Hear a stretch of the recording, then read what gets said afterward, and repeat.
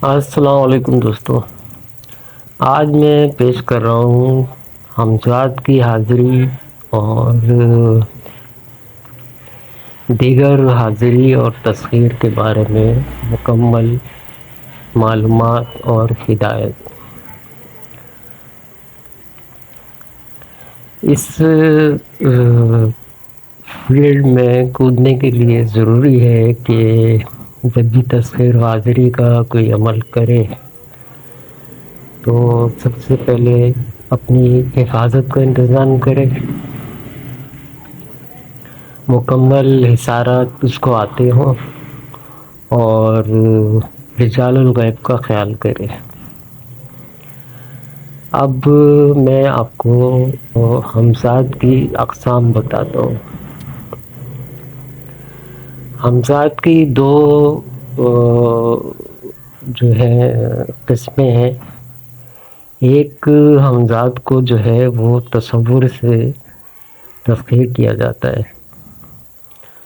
اور اس میں کچھ بھی نہیں پڑھا جاتا، صرف سایہ بینی، آئینہ بینی یا اور طریقوں سے پشت پہ چراغ جلا کے سایہ دیکھتے ہوئے پڑھتے نہیں ہیں، اس میں صرف تصور ہی ہوتا ہے۔ تو اس میں 2.5 سے 3 سال لگ جاتے ہیں ہمزاد کی تسخیر میں۔ اور دوسرا عمل ہوتا ہے ہمزاد کا جو کسی پڑھائی کے تحت کیا جاتا ہے، اس میں سارا حصار کا خیال کیا جاتا ہے، رجال الغیب کا خیال کیا جاتا ہے اور اپنی حفاظت کا پورا بندوبست کیا جاتا ہے۔ اور دوسری سب سے اہم بات یہ ہے کہ ایک دفعہ اگر ہمزاد کا عمل شروع کر لے تو اس کو ادھورا نہ چھوڑے اور اس کو پورا کرے، چاہے کتنا بھی عرصہ لگ جائے۔ یا تو اس عمل کو کرے ہی نہیں، ہمزاد کے عمل کو،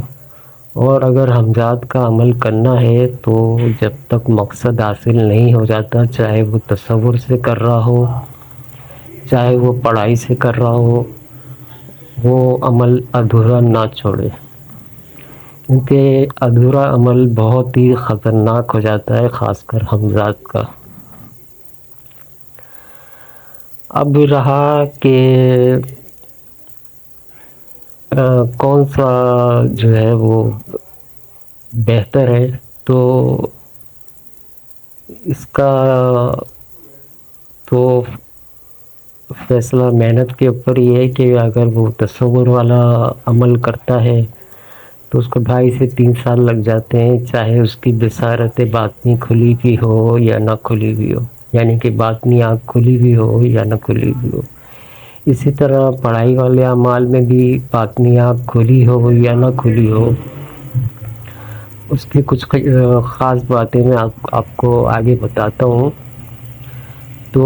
اس میں جو ہے 4 عناصر کے ہمزاد ہوتے ہیں، اور جس بھی استاد کی نگرانی میں کیا جاتا ہے وہ اس کو اس کے عناصر کے حساب سے ہی اس کا عمل جو ہے تجویز کرتا ہے اور وہ اسی سے کامیاب ہوتا ہے وہ۔ تو اس میں تسخیر کا کوئی بھی عمل ہو،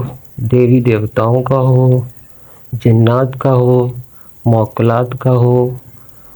یا ملائک کا ہو، اور ملائک کے بارے میں یہ ہے کہ وہ تسخیر نہیں ہوتے، صرف آ کر کام کر دیتے ہیں۔ تسخیر ملائک نہیں ہوتے، صرف موکلات ہوتے ہیں۔ اور دیگر جو حاضریاں ہوتی ہیں جیسے دیوی دیوتاؤں کی، شیاطین کی، تو اس میں بھی کیسی بھی حاضری ہو،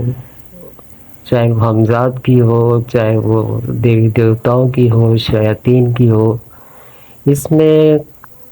کوئی بھی یہ نہیں بتاتا کہ باطنی آنکھ کھلی ہو یا نہ کھلی ہو تو بھی ہمزاد کا عمل یا حاضری کا عمل، کوئی بھی سفلی، نورانی، علوی، وہ عمل کامیاب ہو سکتا ہے۔ اس کے لیے کچھ شرائط ہوتی ہیں کہ آپ کوئی بھی عمل کر رہے ہو، سفلی ہو، کالے جادو کا ہو یا کچھ بھی ہو، اس میں آپ کو چند باتوں کا خیال کرنا پڑتا ہے۔ نمبر ایک تو میں نے شروع میں بتا دیے ہیں کہ رجال الغیب کا خیال کیا جاتا ہے۔ اب مثال کے طور پہ کوئی سفلی عمل کر رہا ہے، اس کی شرط ہے کہ یہ مشرق کی طرف منہ کر کے پڑھنا ہے، تو وہ ایسے دن کا انتخاب کرے جس میں چاند کی تاریخ کے حساب سے مشرق کی طرف منہ کر کے پڑھنے سے اس کا عمل جو ہے وہ سلب نہ ہو۔ دوسرا، اس میں جو سب سے اہم بات ہوتی ہے کہ اتنا مطلب باطنی آنکھ کا وہ کیا جاتا ہے کہ یہ کھلی ہو، باطنی آنکھ کھلی ہو تو تذکیر کا عمل کامیاب ہوگا، تو ایسی کوئی بات نہیں ہے۔ تذکیر کا عمل باطنی آنکھ کے بغیر بھی ہو سکتا ہے، اور اس کا طریقہ کار یہ ہوتا ہے کہ آدمی جب تک اس چلے میں رہے، چاہے وہ کتنے بھی دن کا ہو، کم سے کم دن کا ہو یا زیادہ دنوں کا ہو، تو وہ کم دنوں کا ہو تو وہ جو میں آگے بتاتا ہوں ابھی آپ کو، کہ اس میں کم سے کم کھانا کھائیں، اور کسی میں کوئی پرہیز ہو تو سختی سے پرہیز پہ عمل کرے۔ جلالی جمالی پرہیز پہ اگر وہ عمل ہے تو اس کا پورا دھیان رکھے۔ شیاطین جنات وغیرہ کا بھی عمل ہے تو بھی اس کو غذا اپنی کم کرنی پڑے گی، بہت کم، یعنی کہ اگر وہ 2 روٹی کھاتا ہے تو وہ صرف آدھی روٹی کھائے گا خالی۔ تو اس کے بعد دوسری بات یہ ہے کہ اپنی نیند کو کم سے کم کیا جائے، صرف 2 گھنٹے اس میں سونا ہے، باقی وقت وہ اپنا کوئی بھی مصروفیات میں کر سکتا ہے۔ نورانی ہو تو وہ کچھ اور اذکار پڑھ سکتا ہے، قرآن شریف پڑھ سکتا ہے، نمازیں پڑھ سکتا ہے۔ ظاہر ہے وہ جلالی جمالی پرہیز میں ہوگا تو وہ درود شریف پڑھ سکتا ہے، استغفار پڑھ سکتا ہے، یہ سب کر سکتا ہے۔ اب رہا شیطانی عملیات یا سفلی عملیات، تو ان میں یہ ہے کہ وہ اپنا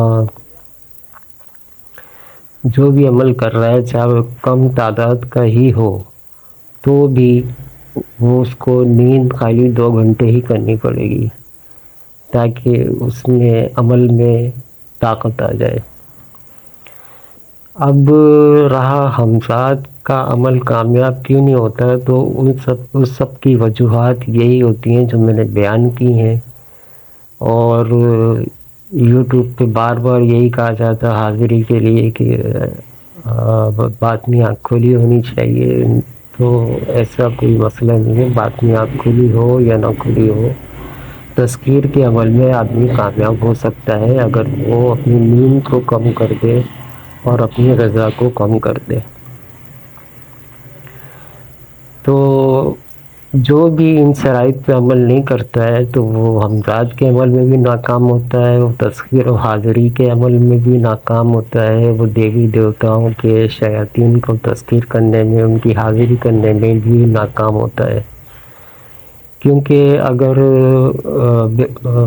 اب یہاں پر باطنی آنکھ کا سلسلہ شروع ہوتا ہے۔ کم سونے سے یہ ہوتا ہے کہ آدمی کے حواس جو ہیں وہ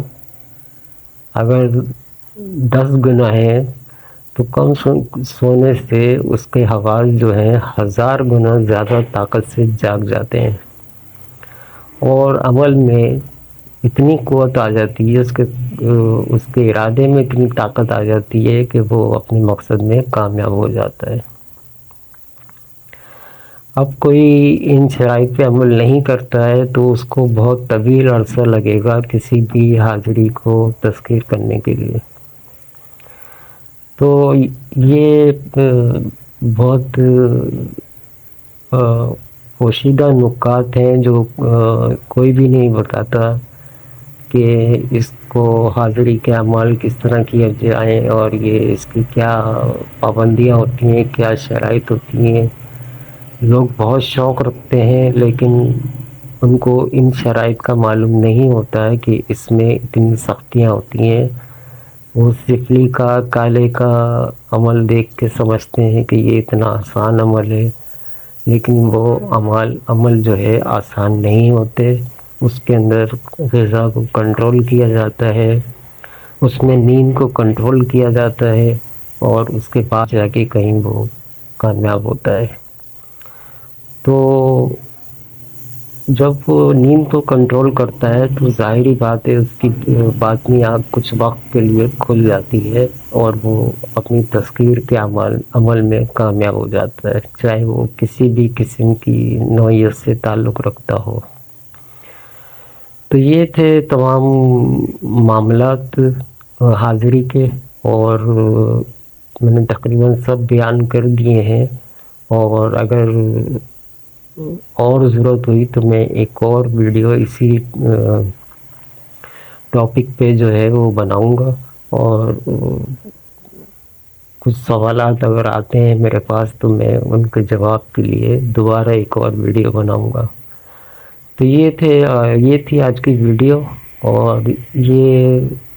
جو ہے وہ بہت اہم ویڈیو ہے، اور اس سے آدمی جو بھی تذکیرات کا شوق رکھتے ہیں وہ اس ویڈیو سے بہت مفید معلومات ان کو مل رہی ہے، اور وہ اس کو مد نظر رکھ کے تذکیر و حاضری کا عمل میں قدم رکھیں. اور ہمدرد کے عمل میں سب سے خطرناک ہوتا ہے اگر اس کا ادھورا چھوڑنا. تو اس لیے حمزات کا عمل یا تو کرے ہی نہیں، اور کرے تو اس کے پیچھے پھر چاہے کتنا بھی عرصہ لگ جائے اس کو وہ پورا کر کے ہٹے. نہیں ہے تو اس